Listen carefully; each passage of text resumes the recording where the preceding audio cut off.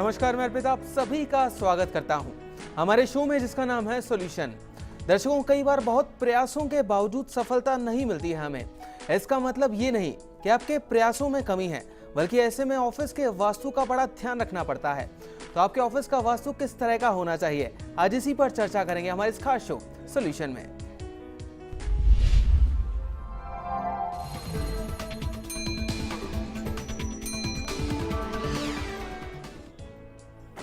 दर्शकों, आज हमारे शो में हमारे साथ हैं the very famous Nirmala Sewani जी, जो कि करेंगे आपकी समस्याओं का समाधान।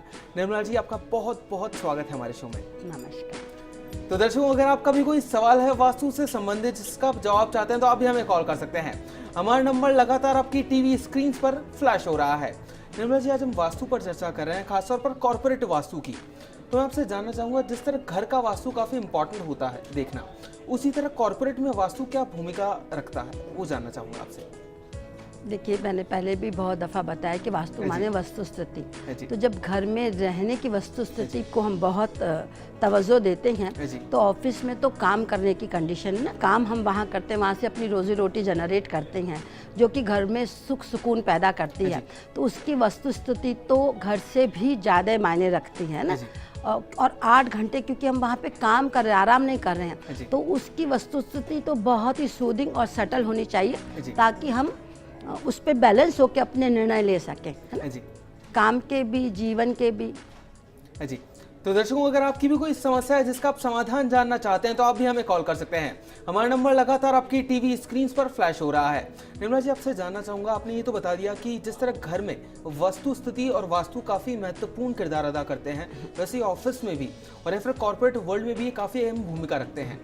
उसी तरह मैं आपसे जानना चाहूंगा, ऑफिस किस दिशा में होना चाहिए व्यक्ति का, वो बताएं आप। जैसे घर किसी भी दिशा में ले सकते हैं, पर नॉर्थ को हम नीचा और खुला रखते हैं, बिल्कुल उसी तरीके से ऑफिस, इंस्टीट्यूशंस जो कि हमारे बनते हैं, कॉर्पोरेट सेक्टर के जो ऑफिसेस हैं, रेस्टोरेंट हैं, दुकान हैं, उन सब की वस्तुस्थिति भी नॉर्थ में नीची और खुली होनी चाहिए, क्योंकि प्रकाश और हवा वहीं से जाएगा। तो ये वास्तु तो सिमेट्रिकल होगी, लेकिन उसका जो अंदर का लेआउट होगा वो एकदम डिफरेंट होगा। क्यों? क्योंकि उसमें हमारे काम करने की स्थितियां हैं, है ना, तो वो फर्क होनी चाहिए, और वो किस तरीके का हम काम कर रहे हैं उस पर बहुत ज़्यादा निर्भर करती है। निर्मला जी, आपने ये तो बता दिया कि ऑफिस नॉर्थ डायरेक्शन में होना चाहिए, लेकिन अगर मान लीजिए किसी कारणवश किसी व्यक्ति की दुकान या फिर उसका कॉर्पोरेट ऑफिस नॉर्थ डायरेक्शन में नहीं मिलता है उसे, तो फिर क्या करना चाहिए उसे? मैंने नॉर्थ डायरेक्शन नहीं कहा, मैंने कहा किसी भी डायरेक्शन में हो, नॉर्थ उसका नीचा और खुला होना चाहिए। जैसे घर किसी भी डायरेक्शन में हो, ईस्ट हो, वेस्ट हो, नॉर्थ हो, साउथ हो, कोई बहुत मायने नहीं रखता, लेकिन नॉर्थ और ईस्टर्न साइड हम थोड़ा नीचा और खुला रखते हैं, ताकि हवा, प्रकाश समुचित रूप से हमारे काम करने पे आ सके। लेकिन आजकल के तो तुम देखते हो कि कॉर्पोरेट वर्ल्ड के जो ऑफिसेज होते हैं वो सेंट्रली एसी होते हैं, तो उसमें उस रोशनी की कोई गुंजाइश ही नहीं होती, उनका लेआउट फ़र्क होता है, तो प्रकाश की व्यवस्था ही नहीं होती। अब उस केस में क्या करेंगे आप, क्योंकि आपकी काम करने की स्थिति लॉन्ग रन में इफेक्ट डालती है। आप ऐसे बंद माहौल में काम करते हैं तो आप 20 बरस से ज़्यादा काम नहीं कर सकते, तो कम से कम कैफेटेरिया का या कोई लाउंज है वो खुले में होनी चाहिए, जहाँ की स्काईलाइट आ सके। फिर उसको इस तरीके से डिज़ाइन करें कि जब वो वहाँ के कर्मचारी या काम करने वाले शख्स हैं, जब खाना खा रहे होते हैं या लाउंज में घूम रहे होते हैं, जब उनका थोड़ा रेस्ट का वक्त होता है, तो वो खुले में सांस ले सके। जी, निर्मला जी, अभी के लिए एक और दर्शक हमारे साथ जुड़ी है, नीलम जी हैं झालावाड़ से। नीलम जी, आपका बहुत बहुत स्वागत है हमारे शो में। सबसे पहले अपनी जन्म की तारीख बताइए, फिर अपना सवाल पूछिए। 22 जुलाई 1993। ठीक है, सवाल पूछिए। हमारे यहाँ पर जो बिजनेस है वो प्रिंटिंग एंड डिजाइनिंग का बिजनेस है, भैया का बिजनेस है, तो उसमें किस तरीके से जो है वास्तु रखना चाहिए ताकि अच्छे से सक्सेस मिले? जो मशीनें हैं बेटा प्रिंटिंग की, वो तो साउथ और नॉर्थ साइड होनी चाहिए। जो एडमिनिस्ट्रेशन का चीज़ है, जो एडमिनिस्ट्रेटिव जो डिसाइड करते हैं, जो क्लाइंट के साथ बैठ के डिस्कस करते हैं, वो नॉर्थ ईस्ट में होना चाहिए। और जो स्टाफ को ट्रेनिंग या कॉन्फ्रेंस रूम होता है वो ईस्टर्न साइड होना चाहिए पूरा। और जो किचन या कैफेटेरिया वो आपको जहाँ फ्री लगता है वहाँ रख सकते हैं, वहाँ रख सकते हैं। और सेंटर में जो एंट्रेंस है उस पर आपका रिसेप्शन और वेटिंग एरिया होना चाहिए। निर्मला जी, अभी के लिए एक और दर्शक हमारे साथ जुड़ी हैं, जसप्रीत जी हैं कोटा से। जसप्रीत, आपका बहुत बहुत स्वागत है हमारे शो में। अपनी जन्म की तारीख बताइए, फिर अपना सवाल पूछिए। जसप्रीत, अपने जन्म की तारीख बताइए, फिर अपना सवाल पूछिए। सर, डेट ऑफ बर्थ है मेरी 9 दिसंबर 1985। ठीक है जसप्रीत। अपना सवाल पूछिए जसप्रीत। सर, मुझे एक तो प्रॉब्लम आ रही है मेरी जॉब के रिगार्डिंग और मेरी मैरिज के रिगार्डिंग। मैरिज के रिगार्डिंग तो प्रॉब्लम नहीं है बेटा, मैरिज तो हो जाएगी सर्दियों में। और जॉब मुझे लगता है बदली करने के लिए तुमको मेंटली प्रिपेयर होना चाहिए, क्योंकि ये तो चेंज होगा, ये चेंज हो जाएगा 7-8 महीना में।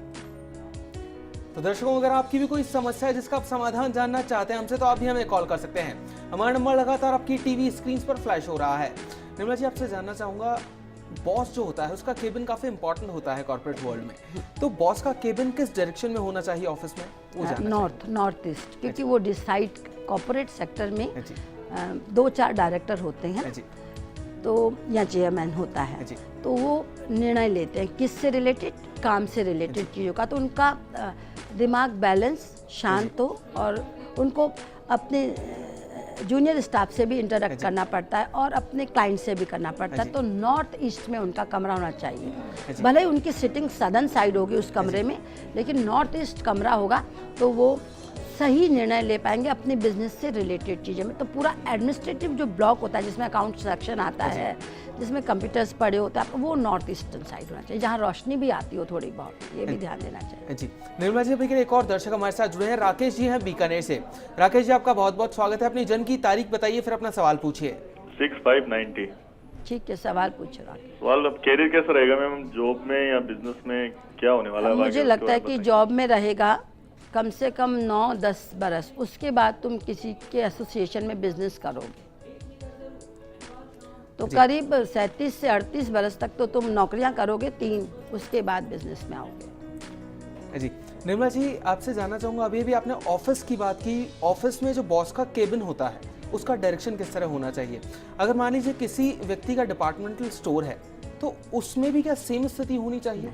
दुकान पे स्थिति डिफरेंट होगी जी क्योंकि वो अकेला मालिक है। जी। तो जो दुकान में उसका मालिक बैठता है, तो वो बैठेगा साउथ साइड। जी तो उसका जाहिर सी बात है, जो गल्ला होगा वो खुलेगा तो साउथ, जी। पर होगा उस नॉर्थ साइड या सेंटर, तो वो साउथ स्थिति है, वो नॉर्थ नहीं बैठेगा। नॉर्थ में वो अपनी पूजा रख सकता है, जबकि कॉर्पोरेट सेक्टर में नॉर्थ और ईस्ट बैठेगा। उसकी केबिन भी नॉर्थ ईस्ट में ही होगी बॉसेस की। फर्क है, दोनों का फर्क है।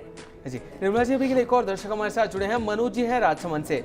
मनोज जी, आपका बहुत बहुत स्वागत है। अपनी जन्म की तारीख बताइए, फिर अपना सवाल पूछिए। जन्म की तारीख है 6/5/87 और राजसमंद जगह है।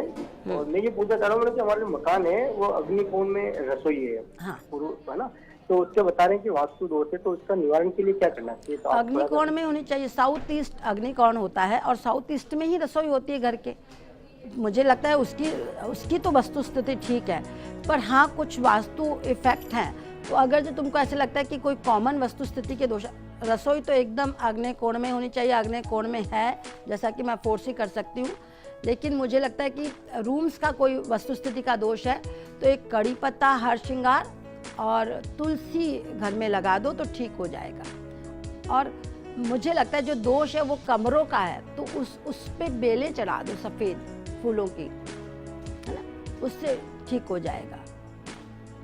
निर्मला जी, अक्सर कहा जाता है कि कॉर्पोरेट वर्ल्ड में बॉस का जो कैबिन होता है और जो मुख्य द्वार होता है ऑफिस का, वो सेम डायरेक्शन में नहीं होना चाहिए, तो इसके बारे में जानना चाहेंगे हम आपसे। होता भी नहीं है। अगर जैसे मैं थोड़ा समझाने की कोशिश करती हूँ, जैसे अपन ने मान लो एक ऑफिस लिया कॉर्पोरेट वर्ल्ड का ही, तो कॉर्पोरेट वर्ल्ड की जो बिल्डिंग है उसका सेंटर पॉइंट नापेंगे, तो जो सेंटर होगा उसमें आपको रिसेप्शन डालना होता है एंट्रेंस के सेंटर पे, और वेटिंग डालना होता है। और जो बॉस के केबिन्स होते हैं वो नॉर्दर्न साइड होते हैं, नॉर्थ ईस्ट में होते हैं, तो नेचुरली वो उससे टकराएगा ही नहीं। और कभी भी जैसे घर में तो एक कमरे से दूसरे कमरे में द्वार और खिड़कियां होती हैं तो सुकूनदायक होती हैं, क्योंकि वो एक दूसरे से इंटरलिंक होती हैं, तो घर के रिलेशनशिप जुड़े रहते हैं। पर ऑफिस में क्योंकि प्राइवेसी का डेकोरम होता है, निर्णय लेने होते हैं बॉस को डिफरेंट और टीम को डिफरेंट, तो उनकी जो दरवाजे हैं एक दूसरे से खुलते हुए नहीं होने चाहिए, सेपरेट होने चाहिए। जी।